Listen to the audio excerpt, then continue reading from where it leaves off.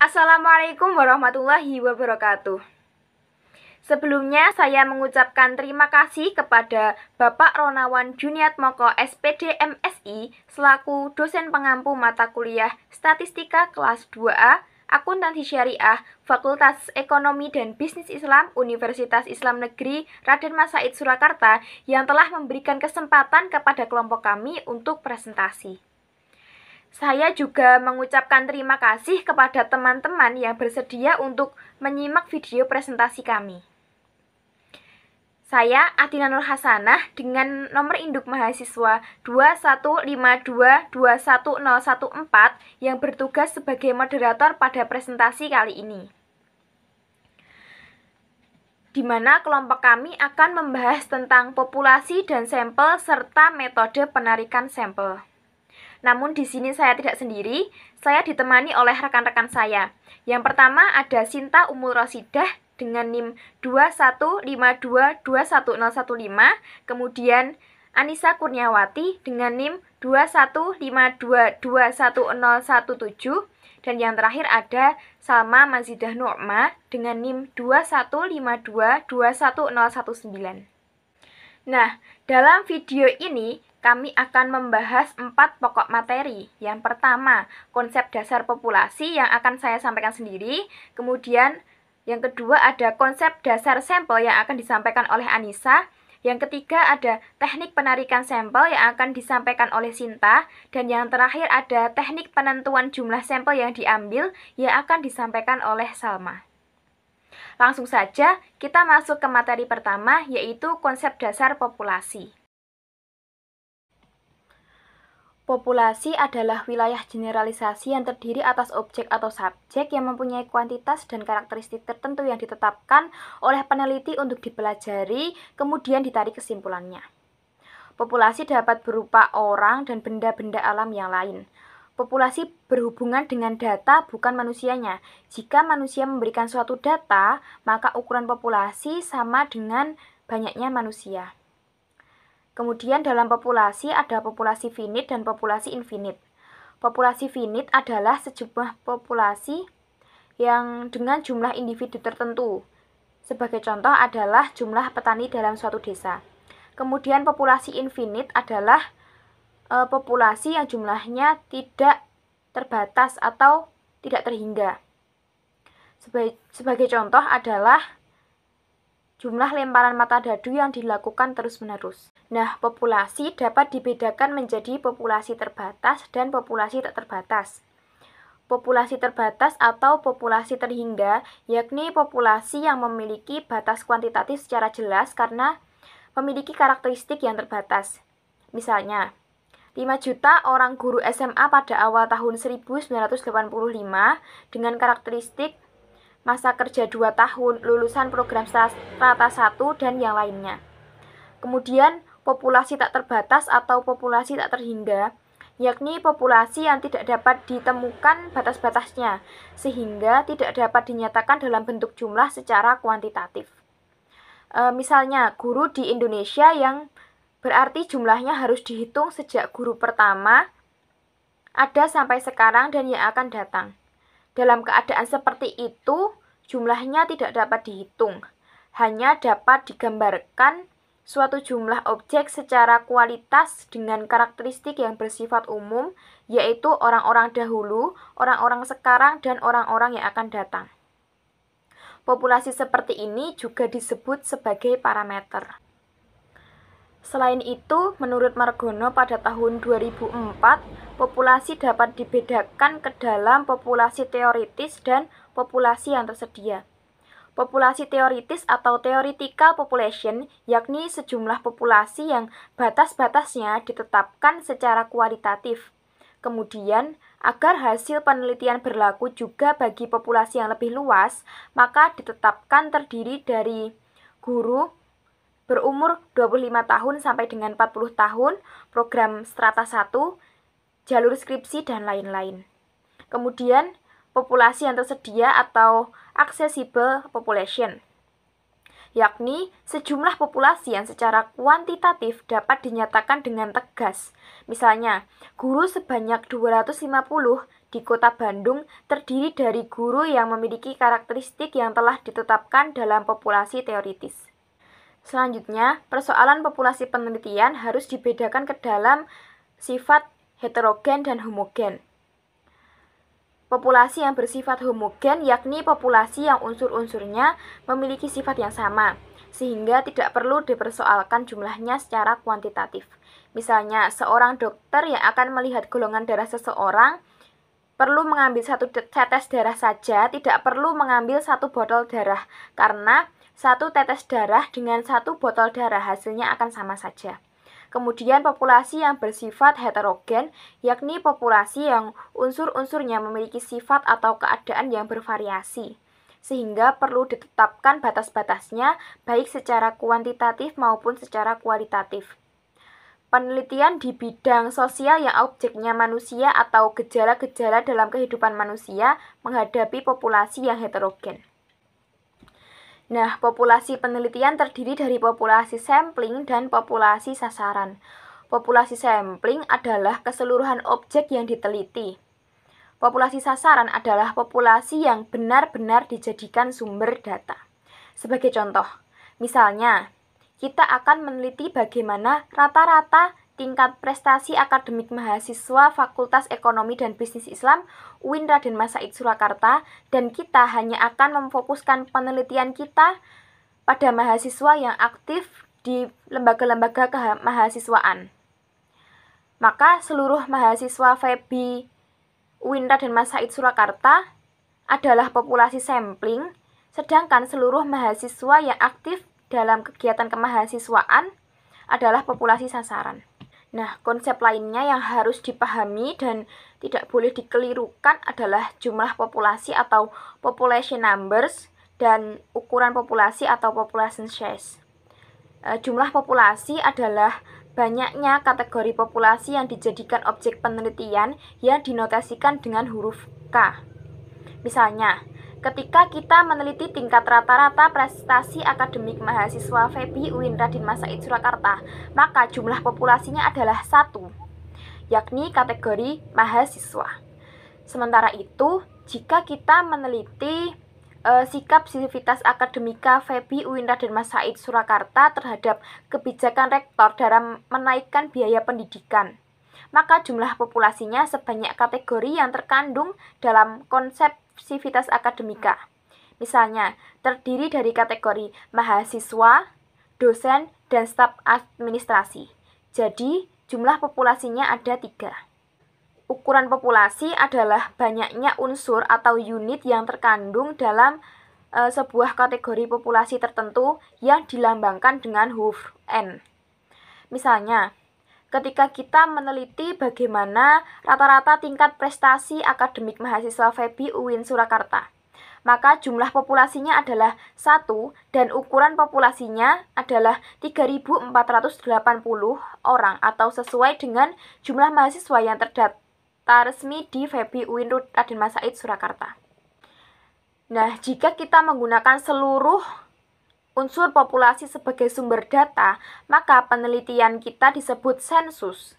Sensus merupakan penelitian yang dianggap dapat mengungkapkan ciri-ciri populasi atau parameter secara akurat dan komprehensif. Sebab dengan menggunakan seluruh unsur populasi sebagai sumber data, maka gambaran tentang populasi tersebut secara utuh dan menyeluruh akan diperoleh. Oleh karena itu, sebaik-baiknya penelitian adalah penelitian sensus. Namun demikian, dalam batas-batas tertentu, sensus kadang-kadang tidak efektif dan tidak efisien, terutama jika dihubungkan dengan ketersediaan sumber daya yang ada pada peneliti. Misalnya, bila dikaitkan dengan fokus penelitian, keterbatasan waktu, tenaga, dan biaya yang dimiliki oleh peneliti. Terima kasih, demikian materi yang dapat saya sampaikan. Materi yang selanjutnya yaitu konsep dan SAR sampel yang akan disampaikan oleh Anissa. Kepada Anissa saya persilahkan. Perkenalkan, nama saya Anissa Kurniawati dengan NIM 215221017 akan menjelaskan mengenai konsep dasar dari sampel. Yang pertama, saya akan menjelaskan mengenai pengertian sampel menurut para ahli. Profesor Sugiono menyatakan bahwa sampel adalah sebagian dari jumlah dan karakteristik yang dimiliki oleh populasi. Bila populasi besar dan peneliti tidak mungkin mempelajari semua yang ada pada populasi, misalnya karena keterbatasan dana, tenaga, dan waktu, maka dapat menggunakan sampel yang diambil dari populasi itu. Sedangkan menurut Frankel, sampel merupakan sebagian dari populasi yang akan diteliti dan yang dianggap dapat menggambarkan karakteristik populasinya. Dari semua pendapat dari para ahli tersebut, dapat disimpulkan bahwa sampel adalah sebagian dari jumlah dan karakteristik yang dimiliki populasi. Apabila sampel berisi karakteristik-karakteristik tertentu, maka sampel juga menggambarkan mengenai karakteristik tertentu pada populasi tersebut. Materi selanjutnya, saya akan menjelaskan mengenai ciri-ciri sampel yang baik. Ciri-ciri sampel yang baik, pertama, suatu sampel yang baik harus memenuhi jumlah yang memadai, sehingga dapat menjaga kestabilan ciri-ciri populasinya. Berapa besar sampel yang memadai tergantung pada sifat populasi dan tujuan penelitian yang akan dilakukan. Yang kedua, penelitian yang baik adalah penelitian yang hasilnya sangat akurat. Dan yang terakhir, kepadanan tenaga, kecukupan waktu, sarana teknis penunjang, serta kecukupan logistik penunjang sangat mempengaruhi sampel yang baik. Nah, selanjutnya mengenai sifat-sifat dari sampel itu sendiri. Sampel bersifat representatif dan tidak mengandung bias. Sampel dapat bersifat bias jika pemilihan sampel tidak didasarkan pada objektivitas. Sampel juga harus akurat dan pasti. Sekian yang dapat saya sampaikan, saya kembalikan ke moderator. Terima kasih. Terima kasih kepada Anissa yang telah menyampaikan materi tentang konsep dasar sampel. Materi yang selanjutnya yaitu teknik penarikan sampel yang akan disampaikan oleh Sinta. Kepada Sinta, saya persilahkan. Baik, untuk materi selanjutnya yaitu tentang pengambilan teknik-teknik sampel. Yang pertama ada pengertian teknik sampling. Pengertian teknik sampling adalah teknik pengambilan sampel dari populasi. Sampel merupakan sebagian dari populasi tersebut, kemudian diteliti dan hasil penelitian kesimpulan kemudian dikenakan pada populasi atau generalisasi. Yang selanjutnya yaitu langkah-langkah pengambilan sampel. Tahap yang perlu dilakukan dalam pengambilan sampel. Berikut langkah-langkahnya. Yang pertama, mendefinisikan populasi yang akan diamati. Yang kedua, menentukan kerangka sampel dan kumpulan semua peristiwa. Yang ketiga, menentukan teknik atau metode sampel yang tepat. Yang keempat, melakukan pengambilan sampel. Yang kelima, melakukan pemeriksaan ulang pada proses sampling. Yang pertama, pengambilan sampel sederhana. Sampel acak atau probability sampling adalah suatu teknik pengambilan sampel yang menggunakan kaidah peluang dalam proses penentuan sampel. Untuk dapat menerapkan kaidah peluang dalam proses penentuan sampel, maka diperlukan suatu kerangka sampel. Kerangka sampel adalah suatu daftar yang berisi kumpulan elemen-elemen populasi beserta informasinya. Elemen populasi dapat berupa benda atau makhluk hidup yang bersifat nyata atau dapat diidentifikasikan untuk dijadikan objek. Contohnya, jika objek penelitian itu seorang mahasiswa, bisa dikatakan perguruan tinggi A, maka dibutuhkan suatu daftar nama mahasiswa dari perguruan tinggi beserta karakteristik yang dibutuhkan.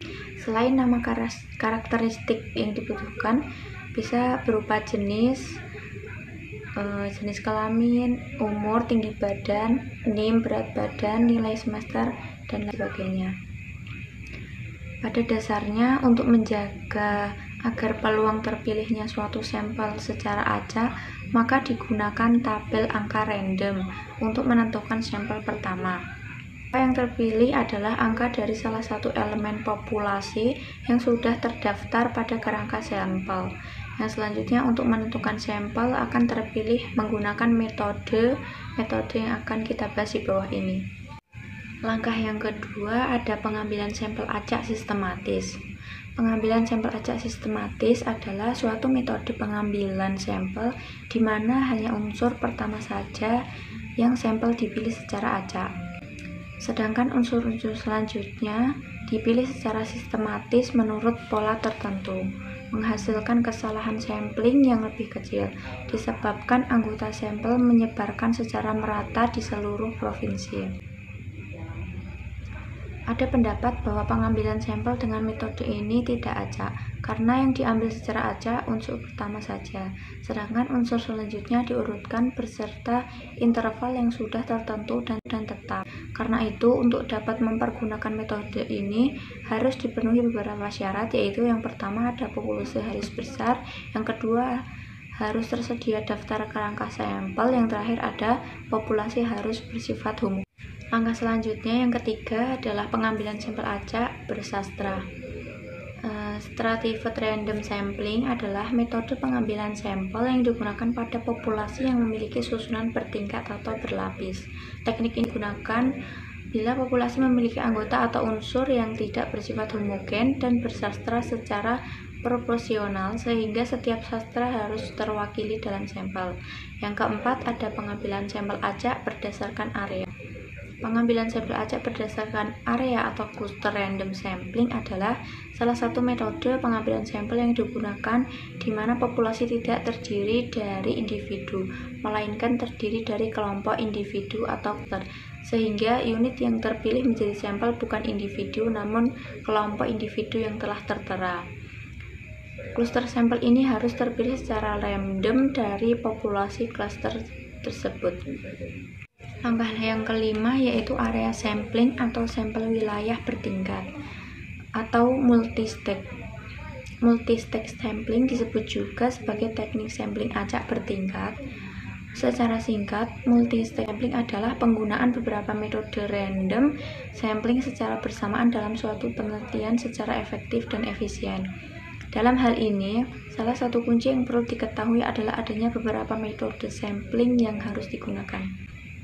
Ada beberapa syarat yang harus diketahui dan dipenuhi sebelum menggunakan multistage sampling sebagai teknik pengambilan sampel. Dengan terpenuhinya beberapa syarat tersebut, maka hasil pengambilan sampel akan cenderung lebih maksimal. Populasi sampel cukup homogen, jumlah populasi yang sangat besar, populasi menempati daerah atau dominan yang sangat luas, tidak tersedia kerangka sampel yang bisa membuat unit-unit yang terkecil atau ultimate sampel. Yang selanjutnya ada macam-macam teknik pengambilan sampel tidak acak. Yang pertama ada purpose sampling. Dalam teknik ini, seorang peneliti bisa memberi penilaian terhadap siapa yang sebaiknya berpartisipasi di dalam sebuah penelitian. Seorang peneliti dapat secara tersirat memilih subjek yang dianggap representatif yang terhadap suatu populasi.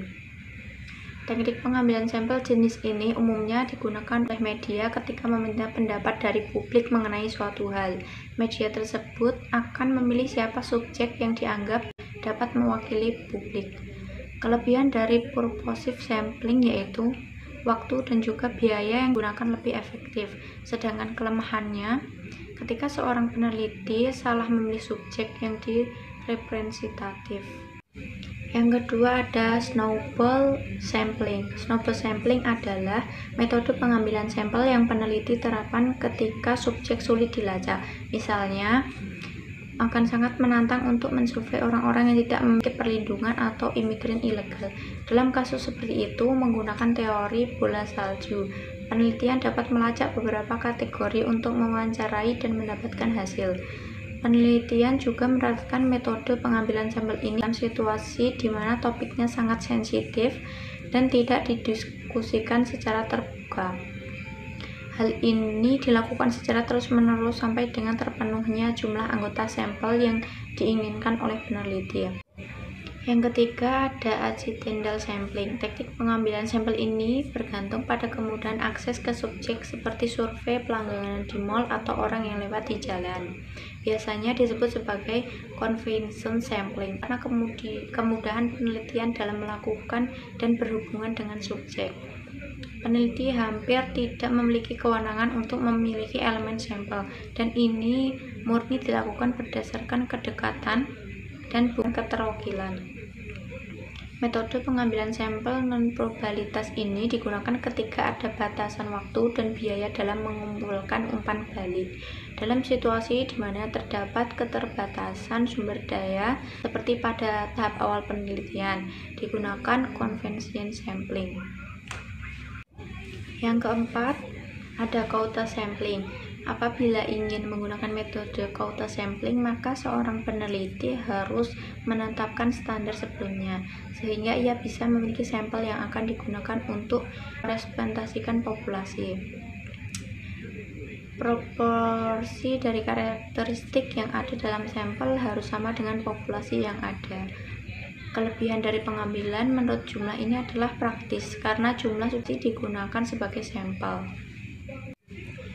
Kelebihan dari teknik sampling jenuh adalah mudah, praktis, murah, dan tidak memerlukan waktu untuk pengumpulan data sampel. Sementara kelemahan dari teknik sampel jenuh adalah tidak cocok untuk populasi dengan anggota yang besar, sehingga hanya cocok untuk populasi yang kecil.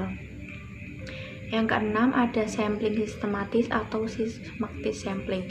Teknik sampel sistematis merupakan teknik sampling yang menggunakan nomor urut dari populasi yang baik berdasarkan nomor yang telah ditetapkan sendiri atau peneliti maupun nomor identitas tertentu, ruang dengan urutan yang seragam atau pertimbangan sistematis lainnya. Contohnya dengan mengambil sampel atau populasi karyawan yang berjumlah 125. Karyawan ini diurutkan dari 1 sampai 125 berdasarkan absensi. Yang selanjutnya ada tujuan teknik pengambilan sampel. Teknik sampel yang digunakan akan berhubungan dengan cara-cara dari pengambilan suatu sampel. Teknik pengambilan sampel dilakukan dengan beberapa tujuan, diantaranya untuk mendapatkan data lebih akurat, namun masih ada kaitannya dengan populasi yang menjadi sasaran suatu penelitian. Bertujuan untuk memberi informasi yang berhubungan dengan populasi yang ingin diteliti.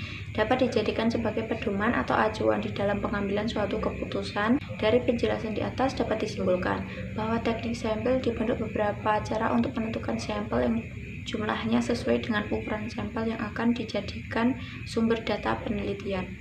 Hal tersebut bisa dilakukan dengan memperhatikan sifat-sifat dan penyebaran populasi agar nantinya bisa mendapatkan sampel yang representatif untuk penelitian lebih lanjut. Nah, terima kasih kepada Sinta yang telah menyampaikan materi tentang konsep teknik penarikan sampel. Materi yang selanjutnya yaitu teknik penentuan jumlah sampel yang diambil yang akan disampaikan oleh Salma. Kepada Salma saya persilahkan.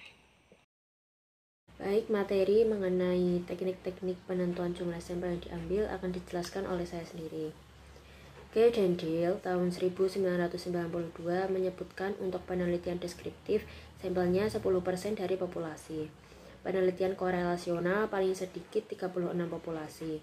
Penelitian perbandingan kasual atau casual kooperatif 30 elemen per kelompok. Dan untuk penelitian eksperimen 15 elemen per kelompok. Roscoe tahun 1975 memberikan pedoman penentuan jumlah sampel sebagai berikut. Yang pertama, sebaiknya ukuran sampel antara 30 sampai dengan 500 elemen. Yang kedua, jika sampel dipecah lagi ke dalam subsampel, jumlah minimum subsampel harus 30. Yang ketiga, pada penelitian multivariate atau termasuk analisis regresi multivariate, ukuran sampel harus 10 kali lebih besar dari jumlah variabel yang akan dianalisis.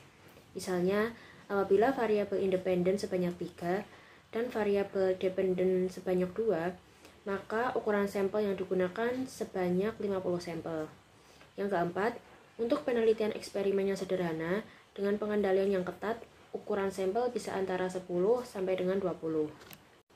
Crazy dan Morgan tahun 1970 membuat daftar yang bisa dipakai untuk menentukan jumlah sampel seperti tabel pada berikut. Lalu metode selanjutnya ada metode Slovin. Salah satu metode yang digunakan untuk menentukan jumlah sampel adalah menggunakan rumus Slovin. Rumus Slovin digunakan jika jumlah populasi diketahui dengan rumus sebagai berikut. Untuk menggunakan rumus ini, pertama ditentukan berapa batas toleransi kesalahan. Batas toleransi kesalahan ini dinyatakan dengan persentase. Semakin kecil toleransi kesalahan, semakin akurat sampel menggambarkan populasi. Misalnya, penelitian dengan batas kesalahan 5% atau tarif signifikansi 5% berarti memiliki tingkat akurasi 95% atau taraf kepercayaan 95%. Penelitian dengan batas kesalahan 2% memiliki tingkat akurasi 98%. Dengan jumlah populasi yang sama, semakin kecil toleransi kesalahan, semakin besar jumlah sampel yang dibutuhkan. Selanjutnya ada metode Cochrane. Adapun rumus Cochrane yang digunakan untuk menghitung besarnya sampel dinyatakan sebagai berikut.